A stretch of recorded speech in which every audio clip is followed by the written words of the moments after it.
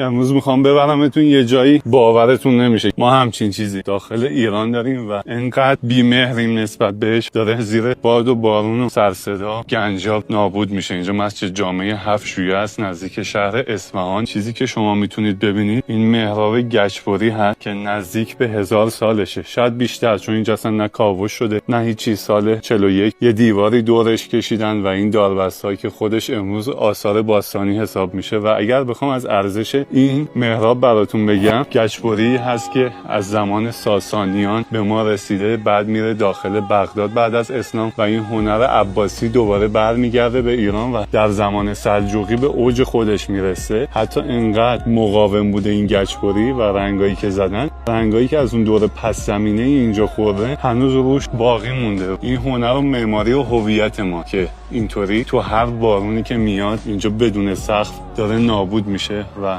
تنها کاری که حالا شده اینه که پشتش 2 تا دیواره گذاشتن که این محراب بر نگرده. حالا جاهای دیگه رو شما نگاه کنید، گچبریای این قسمت هستش.